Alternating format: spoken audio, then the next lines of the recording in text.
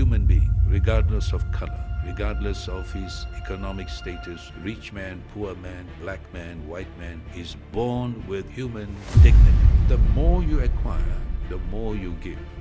You give to the poor, the needy, the destitute.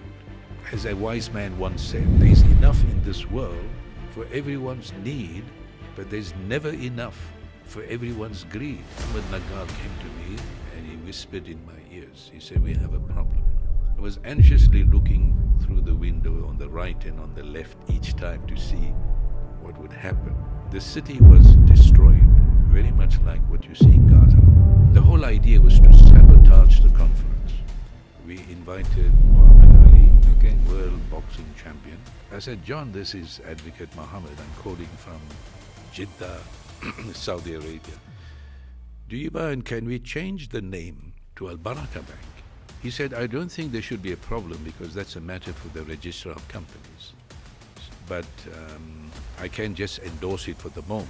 I said, please do that. Al Baraka Bank, South Africa Limited. Abu Bakr Noor Mohammed. I am interviewing my grandfather. One of the times we were in your garden and you told me that. Abu Bakr Noor Mohammed. I am interviewing my grandfather, who has a long history in his former years in life till now, who's the former acting judge of the High Court, an advisor to the Islamic world, the starter and founder of Al Baraka Bank. He has had multiple encounters with presidential leaders, influential people like General Zia-ul Haq and the likes of Muhammad Ali, and many more encounters with people like Ahmed Didat, the presidential leaders of Chechnya, also started the formation of an oil company, and many, many more. I do not want to start chronologically, so I thought I could ask you to go back 2 years before the idea came up of Al Baraka Bank. What led you up to that point? Bismillah ar-Rahman ar-Rahim.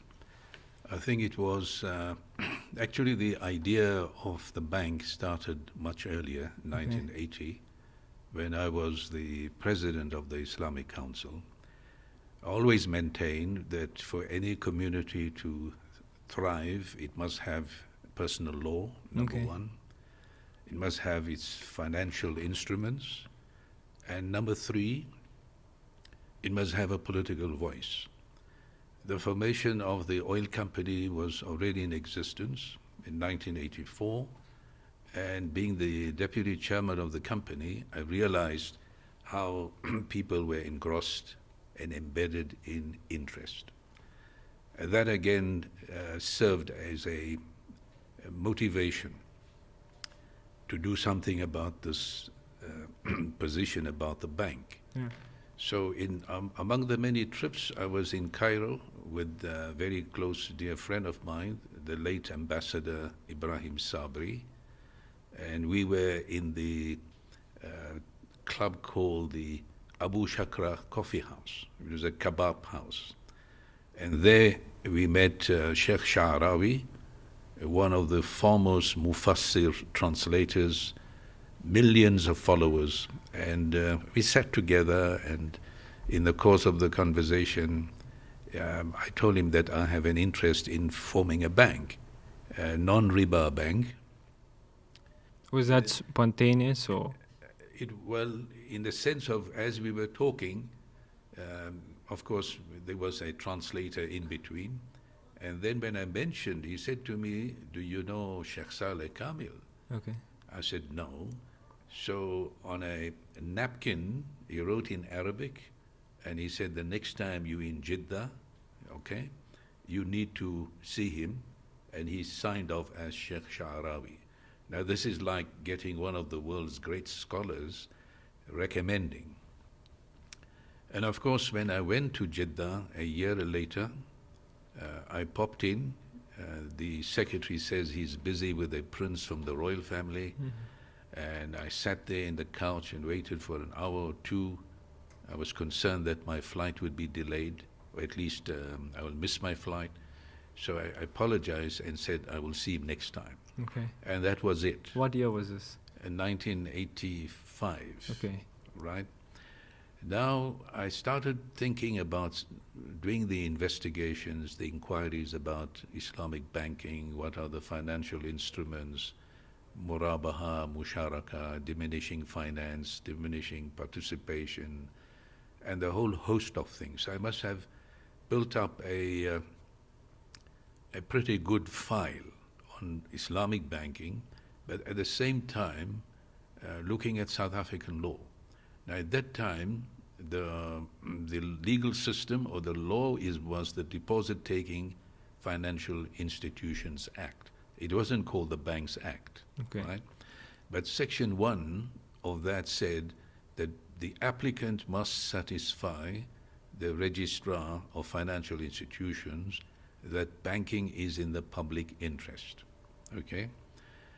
If he satisfies it, then you go into the level 2 and you make a formal application with all the other checklist and requirements. Now, when I mentioned to you earlier Muslim personal law, I had already done on the question of what is the meaning of public interest. Okay. And that took me to a history of Hyde versus Hyde, British case in 1865, and how apartheid-related systems confined it exclusively to a white community. Yeah. And during all this study, you were And part that of was already a study I already had. Yeah. So I was curious about the meaning of this, that if the Reserve Bank requires public interest, then my argument would be that public interest means the interest of the nation, not of a specific community or religion, right? And I was able to say that I can quote cases chapter and verse. So that was the first curiosity I felt I need to apply. And I prepared a document about maybe 136 pages on that. This is during your time at the oil company? Yes. Okay. So that was done in 1986. Then, of course, with Ambassador Sabri, I met who was then known as the father of modern Islamic banking, Professor Ahmed Nagar, also Egyptian, who started the first bank at the banks of the River Nile, but among the Philippines, Okay. 1975. Okay. So there was already a pilot, Project. small mini operation. There could have been others, I don't know, but his experience was enough to indicate to me that being a professor of the financial institutions, he was able to elaborate on the kind of things that I wanted to do.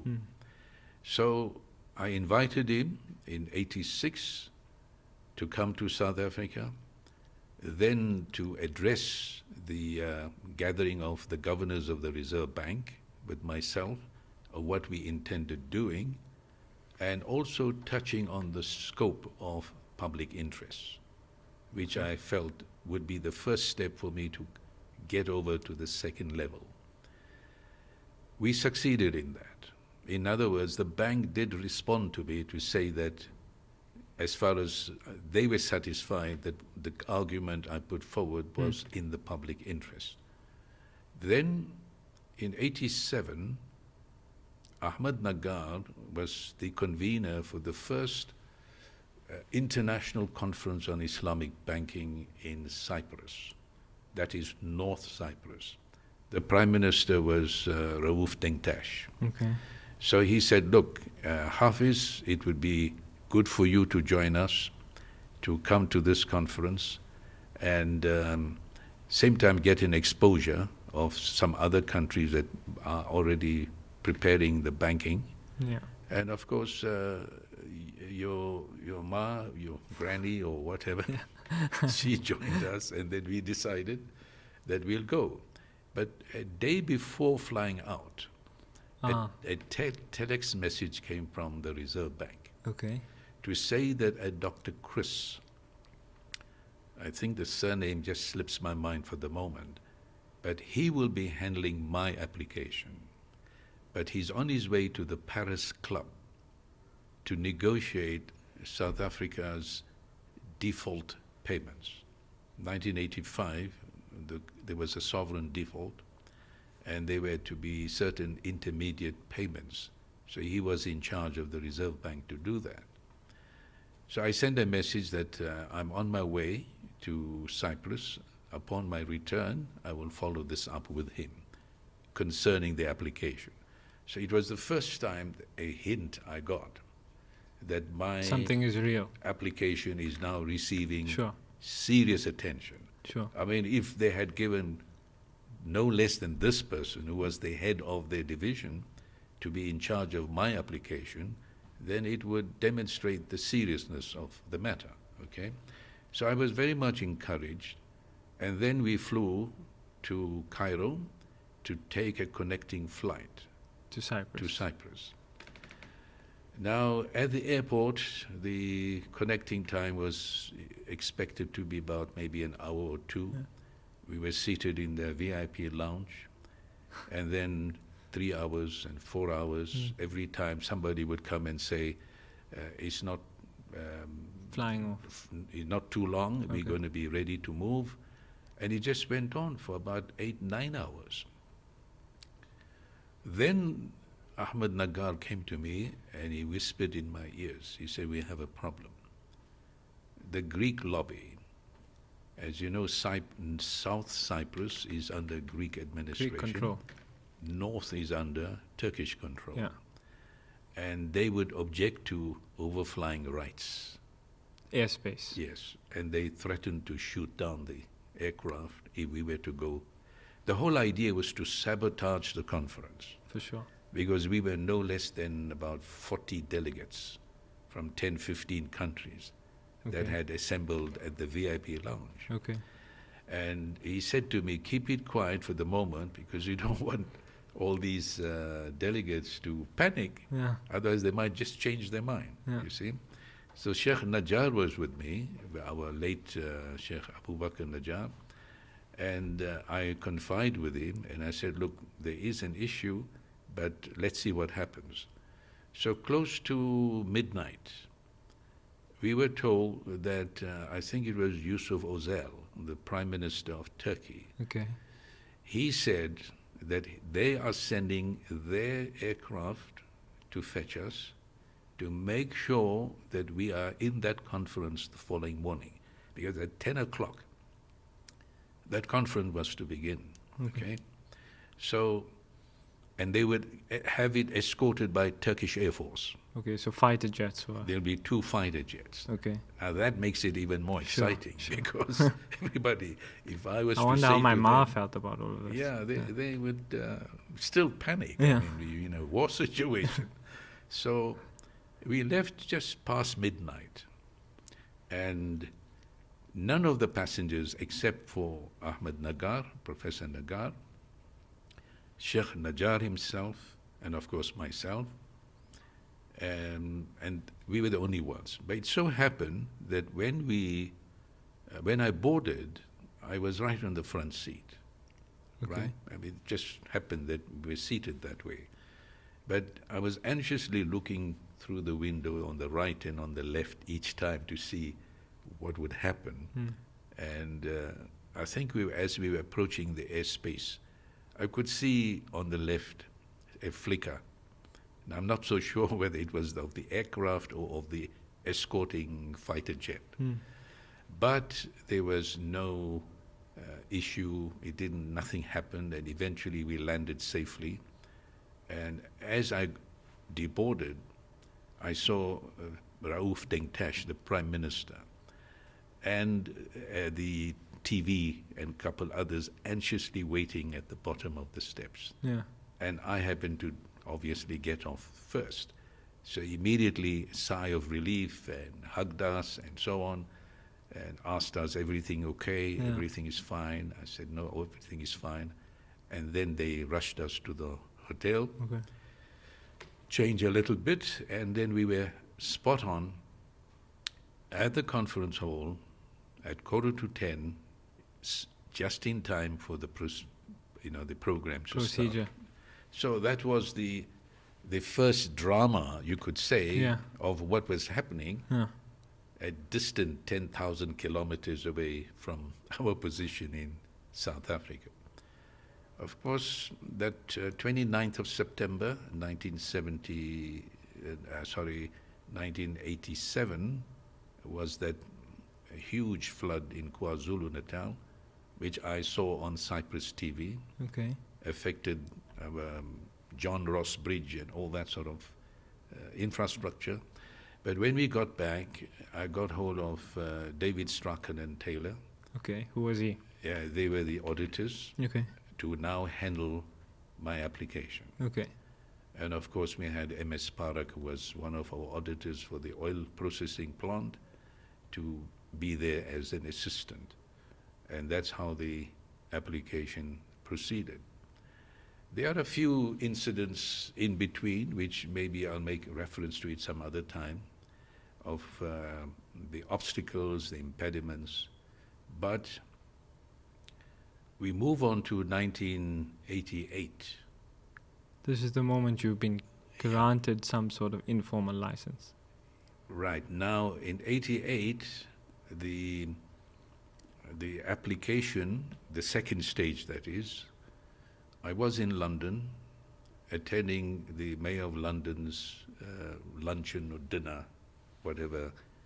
He had invited some of the main people of different parts of the world. Okay. And because I was associated with the Islamic Council and with Dr. Khalim Siddiqui, I happened to be on the main table amongst some 25 to 30 people. Okay.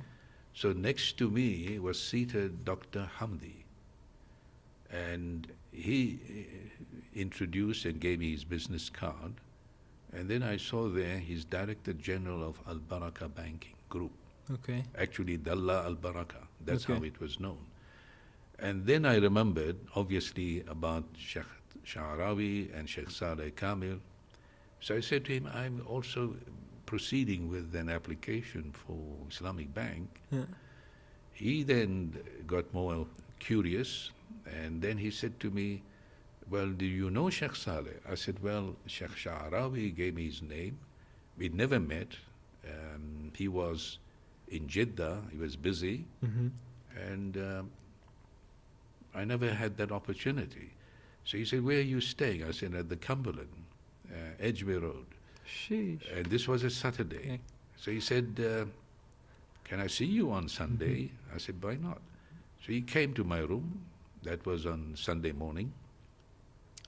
And we chatted. He said, look, you needed a partner. You did mention you're looking for a partner because it's very important to get an international partner who's very familiar with banking. Mm-hmm. And I can't pretend that I know everything. Whatever I had done was more theoretical, not practical, right? So he said to me, well, what have you done so far? I said, well, initially I went to meet at least Mohammed Faisal. King Mohammed Faisal. No, Prince Mohammed Faisal. Prince Mohammed Faisal. At the Dorchester in London. And who was Prince Mohammed Faisal? The Saudi. son of the King Faisal. Okay. And he had set up a bank called Faisal Bank. Okay. The Faisal Bank. So we met, and I explained to him what I needed to do. He had two advisors. They sat quietly, were listening, and then he said to them, look, I need a scoping study, and if Hafiz can arrange with you, we will talk further. But he was very kind, polite, cup of tea. He insisted on pouring it for himself for me, and things like that. But somehow or the other, I felt that might be too much of a bureaucratic red tape. Because when I got back, I didn't get much response in good time. So I felt that there's a need for someone else who is no business-like, rather than just a bureaucratic kind of approach. So I mentioned this to Dr. Hamdi. So he said, well, I think Sheikh Saleh is your man, right? So when you're getting back? I said, well, I fly tomorrow back to Johannesburg, Durban. He said, would you give me a call at 10 o'clock Tuesday morning? Sheikh Saleh would be here. Okay. in his London office. So I'm back at the office. Now, My secretary, Sheikh Saleh was who? Sheikh Saleh Kamil, Okay. the chairman of Al Baraka Banking Group, Okay. and the founder. I mean, he Okay. was the main person there. Yeah. Saudi billionaire, Okay. and highly respected and regarded in the Arab world and the Muslim world. Okay. So Munira, my secretary, phoned exactly at 10 o'clock. Okay. She put the call through to me. I assume this was no Zoom call. This is No, just this was those days. I'm talking about Telephone. 1988, Okay. early.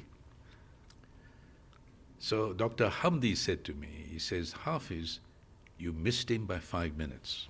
oh, shit. He's on his way to Stansted Airport, because that's where his private plane was, a 727. So I said to him, well, when is he getting back? He said, no, not to worry. He said to me, he said, tell Hafiz, I'm with him. Okay. So I pondered for a second and I said, Dr. Hamdi, could you send me a telex to confirm that? Okay. He said, Hafiz, then you don't know him. Okay. And that was enough for me, Sure. because that meant he's a man of his word, He's confident in what you're doing. and that was good. So I said, I think that's enough. Okay. So immediately I took my file back to the application and inserted not the name, but said, I have secured an international partner Okay. in the application, Okay. because I had left that open. So that was the second phase. Just by his word. That's right. Right. Not having met him, not having talked to him, Right. but simply by his word. So that application went in, and of course a few queries followed in between, and then I got the news that the license was secured, Okay. or approved.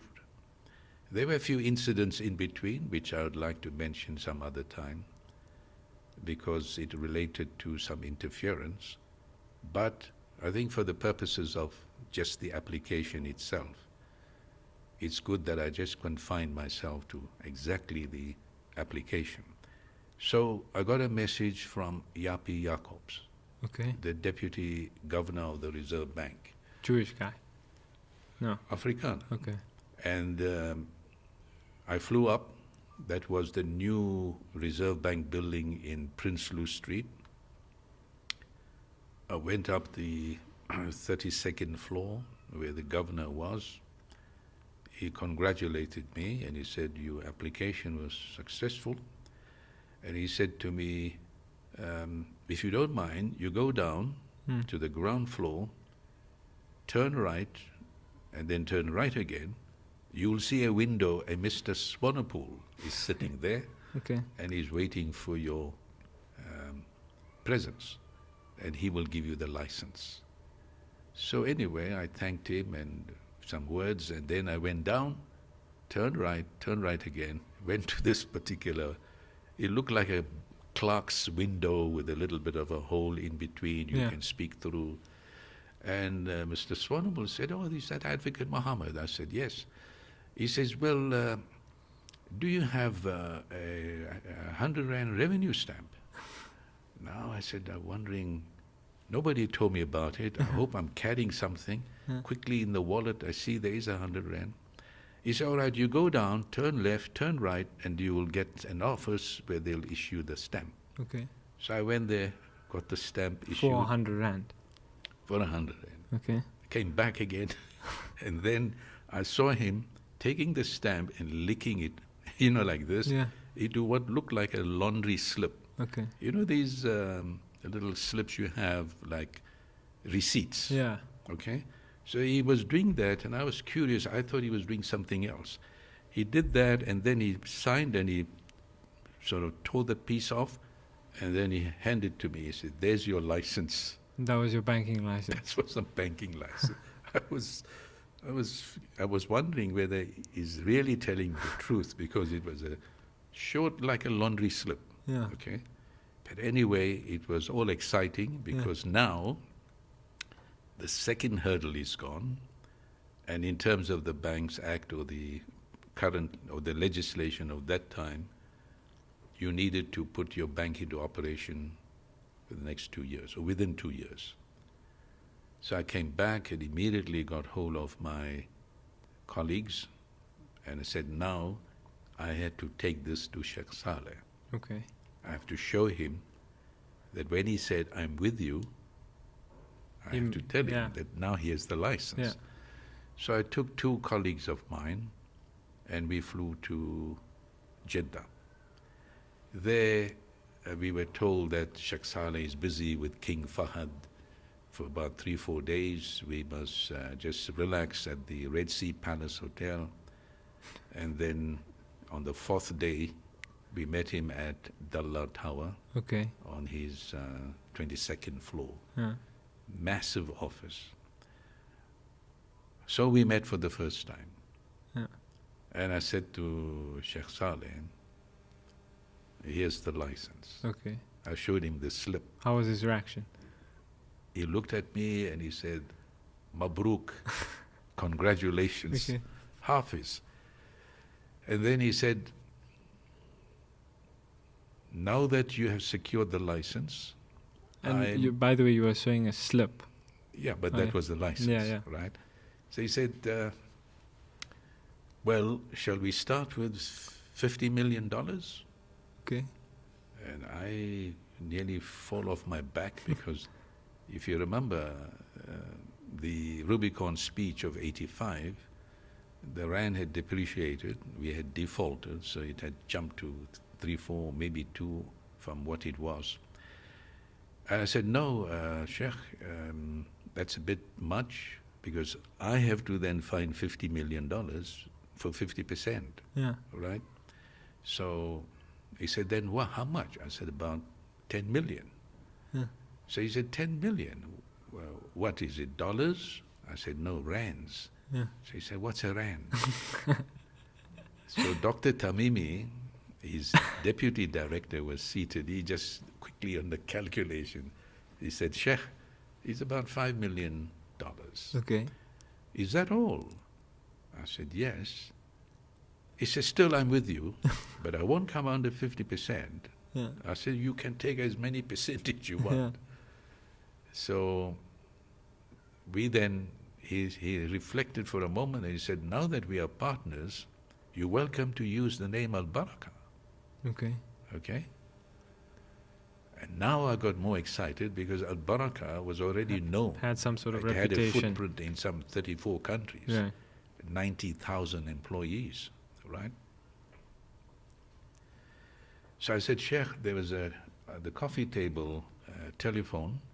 I said, Sheikh, do you mind if I use that phone? He said, not at all. So I went there and immediately phoned John Posmus, the head of the Exchange Control Division of the Reserve Bank. I said, John, this is Advocate Mohammed. I'm calling from Jeddah, Saudi Arabia. Do you mind, can we change the name? The original name I had was some Muslim commercial bank to Al-Baraka Bank. So he said to me... the original name was Muslim Commercial Bank. In my application. Right? He said, I don't think there should be a problem because that's a matter for the Registrar of Companies. But I can just endorse it for the moment. I said, please do that. Al-Baraka Bank, South Africa Limited. So he made that endorsement. And then after a day or 2 with Sheikh Saleh, I flew back and had a meeting with John Posmus. He said they have agreed, the Registrar of Companies, and that's how Al-Baraka Bank started. And the rest is history. Then, of course, the rest was finding an office. Can you give us an overview of the numbers that Al-Baraka Bank is doing today? Al-Baraka Bank has grown from 1 million, at that time the shareholders' funds, of course Sheikh Saleh's own contribution, to today we're approaching 10 billion rand. And we are now the headquarters is in Kingsmead Park in Durban. We have a branch, at least 2 in Durban, and we have a monetary exchange office or exchange control, and then we have offices in Johannesburg and Pretoria and in Cape Town. So there are about 6 branches in all. And the staff is about 300, and a very good professional, highly competent staff. Okay. So it is the only bank, Sharia compliant bank, like a one-stop shop. Okay. There are, of course, windows. We are doing very well. Yeah. These windows are in Standard Bank, Sure. FNB, Sure. ABSA, and elsewhere. Sure.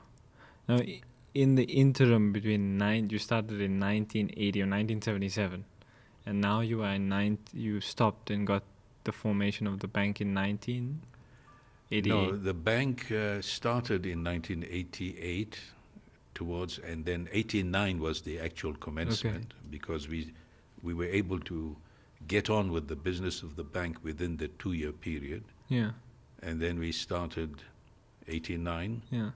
And then, of course, been growing from there. And during this period, what was happening in your life in general, besides the banking? I know and understand there was something as bringing influential people from, or black people from outside of the country into the country for the apartheid regime.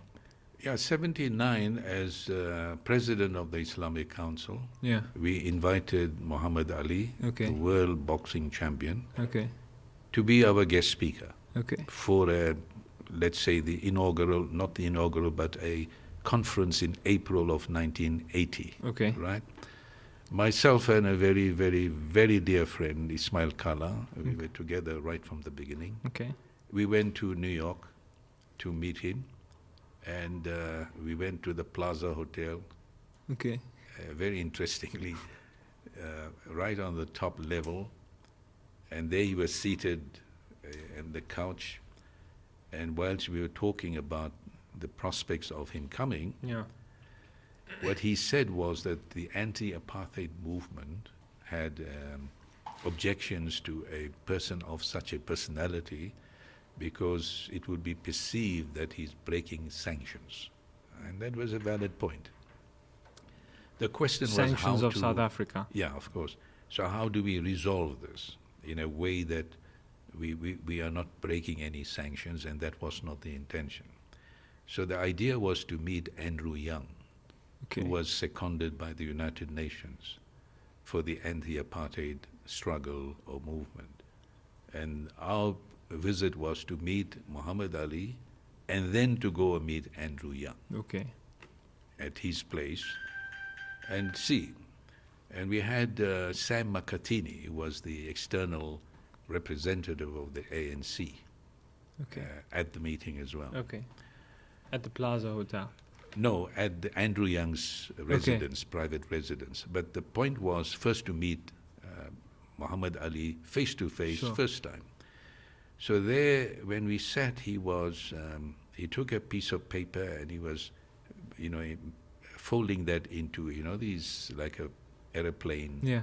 And then he walked towards the window. This is Muhammad Ali. Muhammad Ali. Yeah. And he's standing with me, and then he threw out of the window right from the top floor, and he was watching it gliding, gliding, gliding all the way down to the park below. And he's telling me, see how smoothly it runs. There's no resistance. Okay. You understand? And we sat, and then he said, okay, let's go. Yeah. When we got in the lift, I think on the 9th floor, the 8th floor, some other passengers were getting it, and they saw Muhammad Ali. They started, whistling, Screaming. Muhammad Ali is here. Yeah. And then after that, there was pandemonium. This is in New York. In New York, in Okay. Plaza Hotel, right on when we got to the ground floor, women were blowing kisses. Okay. Young women and others, because he was so popular. Yeah. Of course, Probably he was at its good peak. looking and Yeah. so on, but you couldn't even get any president of a country commanding such respect that Yeah. Muhammad Ali had, see? And we were overwhelmed. I mean, I must have been pint size compared to him. He was 6 foot. So we then got into, we started walking, and Hisham Jabir, one of his advisors, and out of the blue, these reporters, these guys from the street, they quickly take photographs. There were about a dozen already. Muhammad Ali, Ali, Ali, and now the taxis were piling up. Yeah. The drivers, these New York yellow cabs. And no guards or security? No, it's just me, Ismail Kala, Muhammad Ali, and Hisham Jabir. Okay. But crowds. Okay. Now you could see he was obviously enjoying it because he was a celebrity. Yeah. More than a celebrity of Hollywood. Yeah. And then cars would screech to a halt, and the driver of the New York cab would say, Ali, Ali, and then again the passengers would blow kisses. Yeah, yeah. Unheard of, this kind of experience. And then quickly he turned into a coffee shop, Sheraton Hotel. Okay. And there was total silence for a second. Yeah. It was full, lunchtime. Ali, Ali, and women were getting up, and some are coming. Again, they were just blowing kisses and so on. So he quickly ordered some custard jelly. It was a massive one, like a huge mountain in a plate. Yeah. And he was just walloping away. Yeah. And you get these waiters coming for the autographs, you see. I think he must have just barely finished when he got up. He said, no, I think it's time to meet Andrew Young. Okay. So we got out, quickly I told Ismail ran back again to settle the bill because nobody was paying attention. Yeah. And then we got into a taxi. And here again, the driver couldn't believe that he got Muhammad Ali as his passenger. He said, he got on, he said, I have Ali with me, I have Ali with me. Yeah. I'm sitting in the front, Ismail at the back, Muhammad Ali in the center, Hisham Jabir on this side.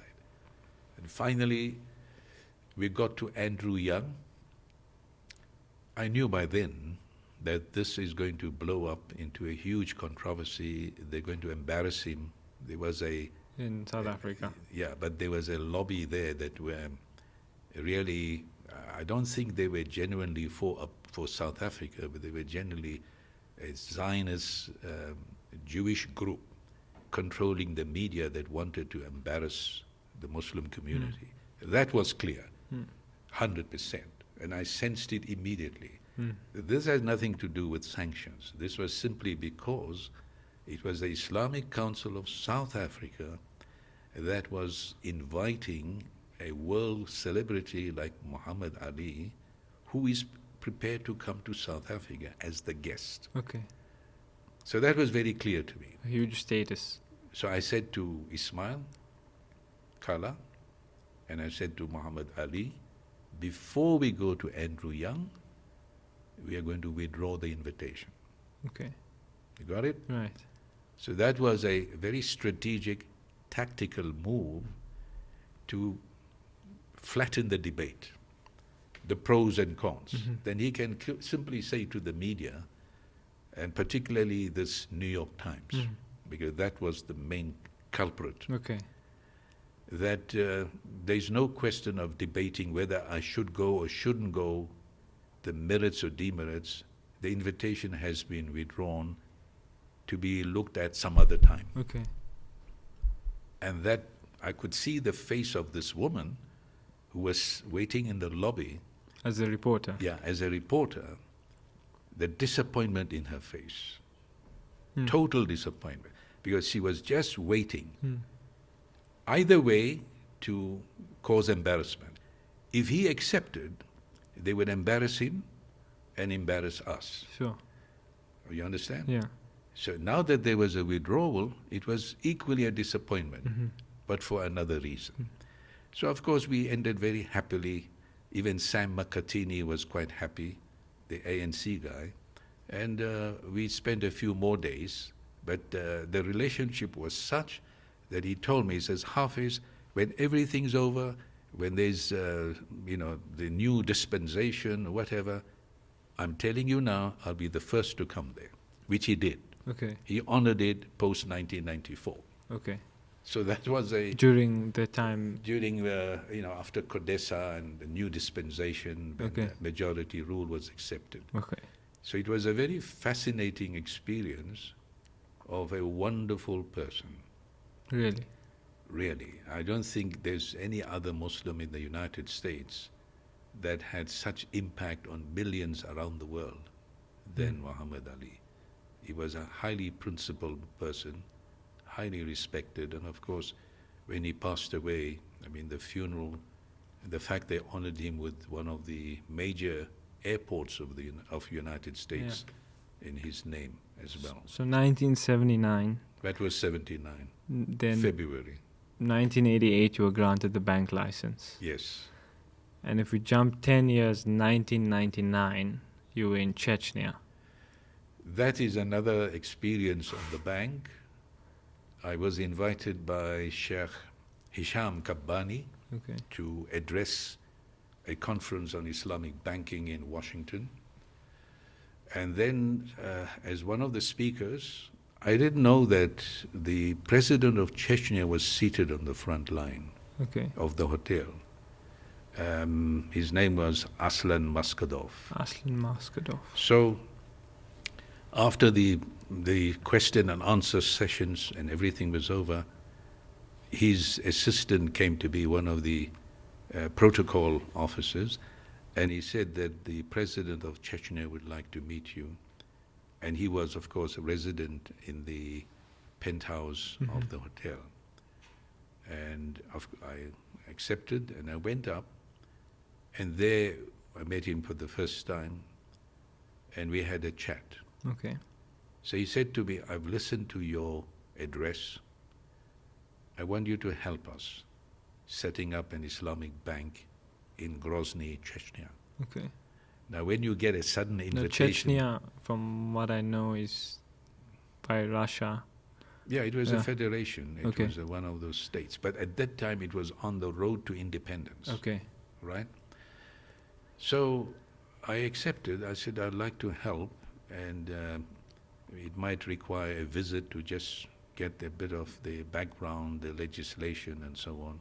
So we talked about it, and then he said, there were 4 pieces of legislation leading to the independent, sovereign state of Chechnya. 2 pieces of legislation had already been secured or passed. The third one related to their currency and their banking system. And the 4th one was something to do with foreign affairs. Sure. So he said to me that you're most welcome. I will arrange for a flight from Moscow, and then we arranged a date. I managed to get a visa from the Russian embassy in Pretoria because they were still in control. I took a very good friend of mine, and we went to Moscow, waited for his flight, and waited for Sheikh Hisham Kabbani to come as well. Okay. And there were 3-4 days. It was minus 20. Okay. Minus 20 degrees. And then eventually Sheikh Hisham came with a group of people, and we made up about 10, 12. And then Aslan Maskadov sent his private plane, a 16-seater. It was, I think, a 6-hour trip, because although Russia is the largest landmass in the world, so even 11 time zones. So to fly from Moscow to Grozny was almost 5 to 6 hours. Yeah. Very interesting is when we landed, about 6 or 7 black SUVs, tinted, came and surrounded our plane. And as I got off, I see this Chechen with a beard, white beard, but bullets all around, like the Mexicans. Yeah. And a powerful hand, he's shaking my hand. He says, welcome to Grozny. The city was destroyed, very much like what you see in Gaza. Okay. Or Aleppo. Okay. They took us in the car, a few more cars behind, and then they were in the walkie-talkies, and it was almost an hour from one spot to another, changing lanes, changing directions. And a few times I would see that we passed this spot 3-4 times. Yeah. So they were taking you in circles. They were taking in circles because to avoid any snipers. Okay. And that was like another experience that Yeah. what had happened, because the Russians had attacked, and we were completely not ready for this. Until we realized that we came to the president's house, which was barely 15 minutes from the airport. Okay.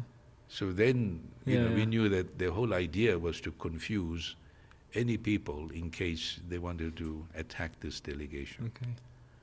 And we stayed in a guest house there for about 8-10 days.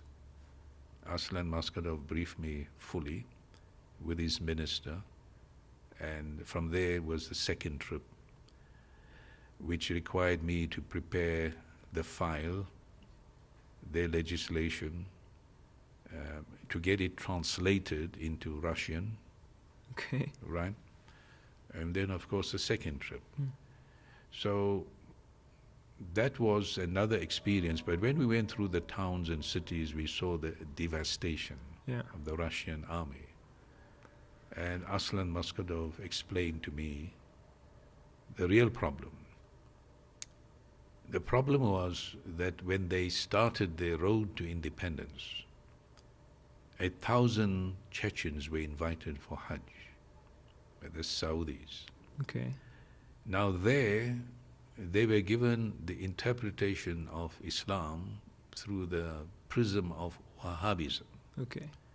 the strict interpretation. Sure. And that created a problem back home because they wanted to use these terminologies. Now the Chechen woman would be normally well-dressed, modestly, and they would work in the fields. That was So they their were custom workers, and yeah. practice for 1,000 years. So what the president was telling me is that they were disturbing the cultural settings which had nothing to do with Islamic Sharia law. And Shamil Basayev, who had not accepted the peace times, was still the warlord in the battlefields.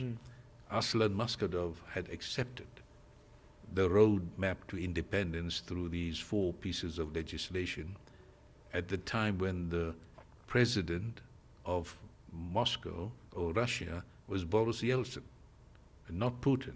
It was Boris Yeltsin. Okay. He was still to come in. Yeah. Later So- on. So this tension was creating division and discord, you see?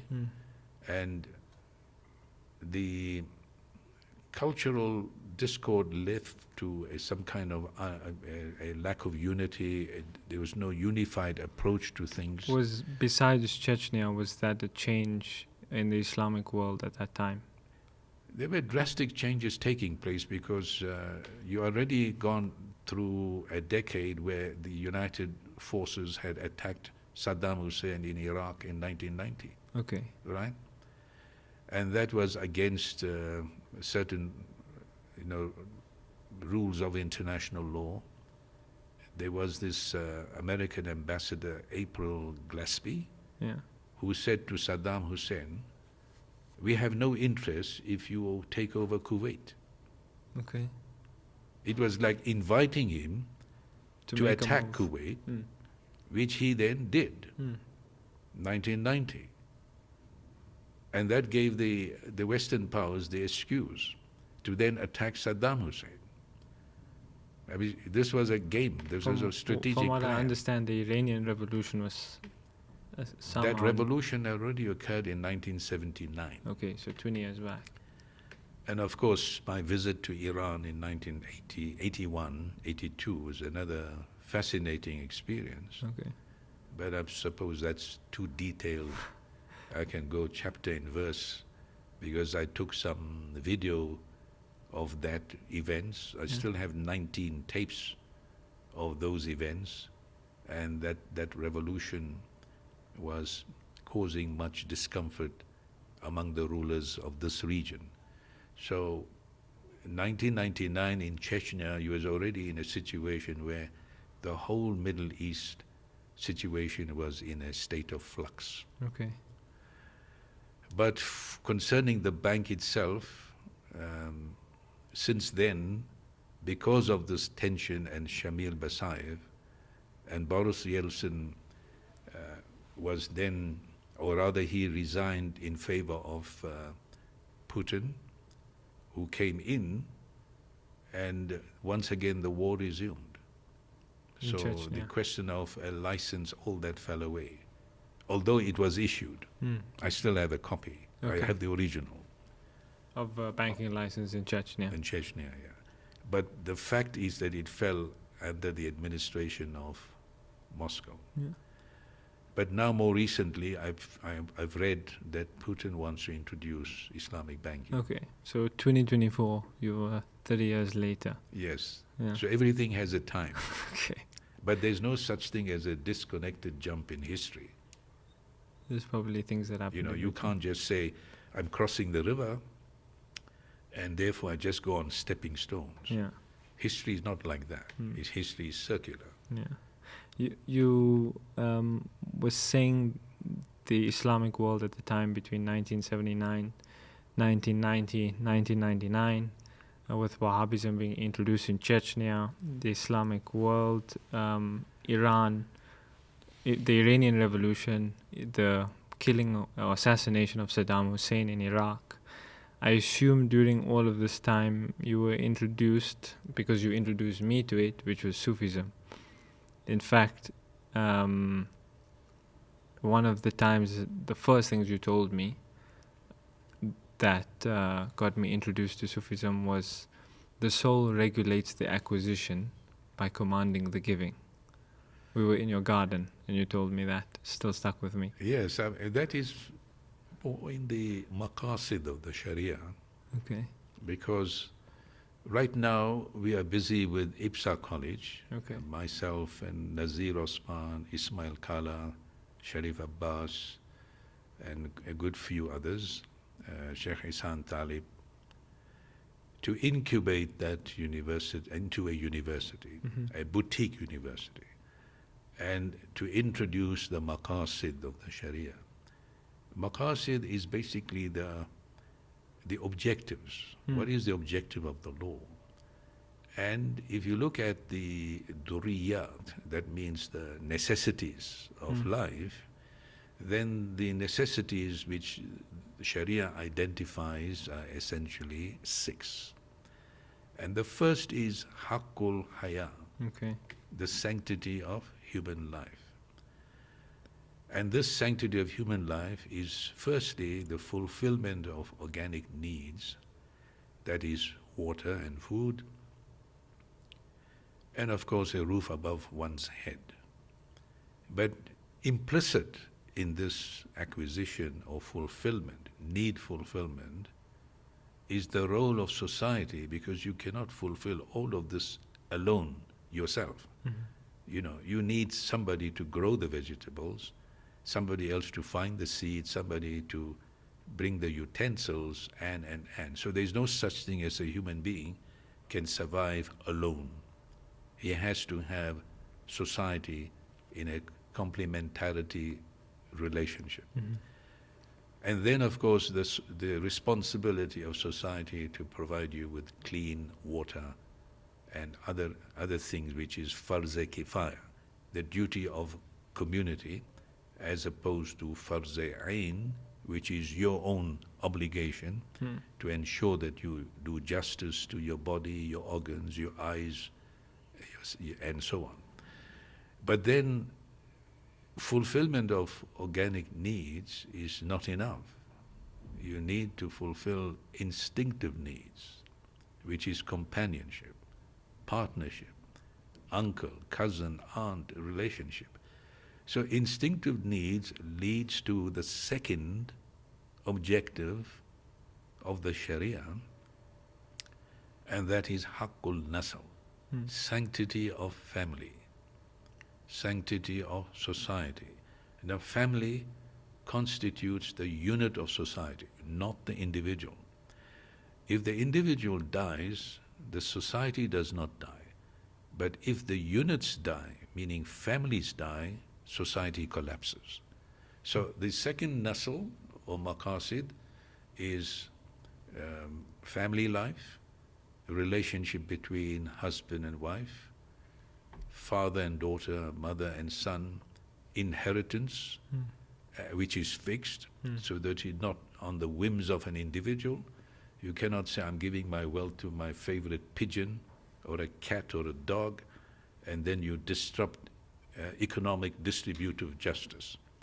So these are red lines that you cannot do, and shares are fixed upon death. So that means that property kicks in, invariably. So the third objective is haqqul mal, sanctity of property. Now, sanctity of property is that you can only acquire through work. Yeah. Work is ibadah, Okay. meaning act of worship, Okay. not through speculative transactions, Okay. not through gambling, casinos, Hmm. or even interest, meaning that interest keeps accumulating while you're sleeping. Interest does not sleep. You, the borrower, you are sleeping for 8 hours, but your interest is still carrying on, and by the end of the year you realize that you were working for nothing, because all these had gone to the lender. And this way it impedes the distribution, the equitable distribution of wealth, okay? Yeah.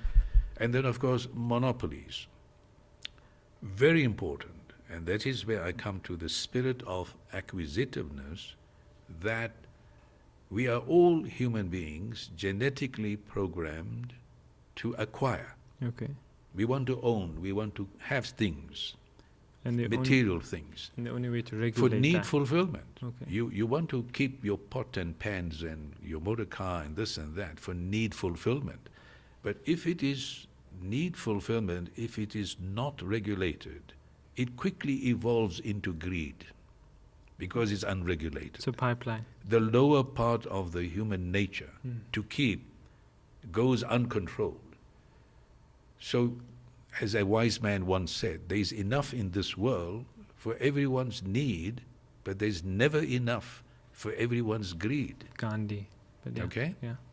So we come back to how do you regulate need fulfillment, is that Allah Almighty in the Sharia through Haqqul Nasl institutionalized the act of giving, which is zakat.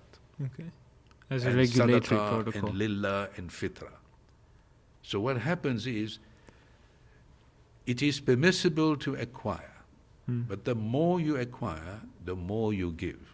You give to the poor, the needy, the destitute, the unemployed. You create places for job creation opportunities, for students, for bursaries and scholarships, because you are, in the same way that you are growing the society of which you are an inalienable part. I assume also the giving of virtues. Absolutely. Like kindness and other things. Right. So you see, it fits into the natural disposition of a human being, the fitra. The fitra is a natural disposition because لَقَدْ خَلَقَنَا الْإِنسَانَ فِي أَحْسَنِ تَقْوِيمٍ.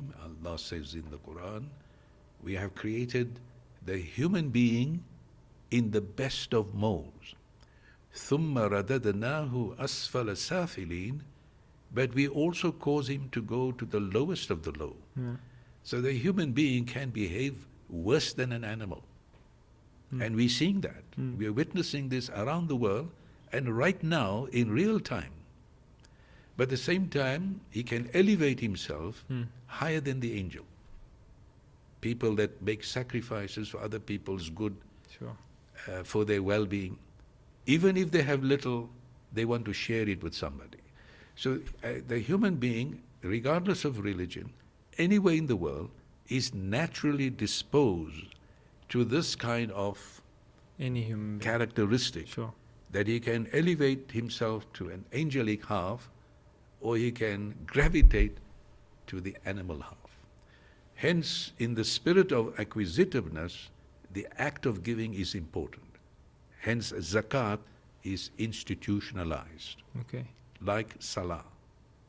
And So now, with this haqqul mal, we're moving on to freedom, yeah. because you need a third party, haqqul hurriyat, somebody to intervene to resolve disputes because you are acquiring things. Sure. And that is responsible self-determination and government. The role of the judiciary, the role at least of the executive, the legislature and the judiciary. And then how do you fill up these positions?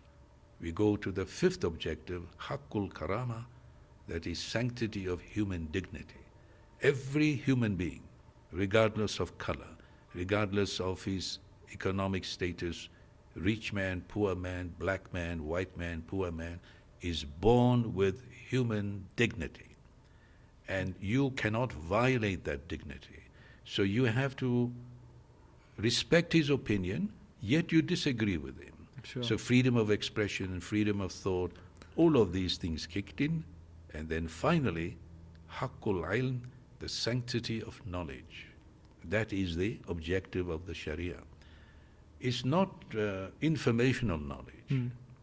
You know, like Spiritual the Guinness knowledge. Book of Records, the longest bridge and the highest building. I'm talking about transformational knowledge. Of the self. Knowledge that brings him into a sense of awareness, purpose of Consciousness. life. And from there, you work it backwards. He strengthens human dignity.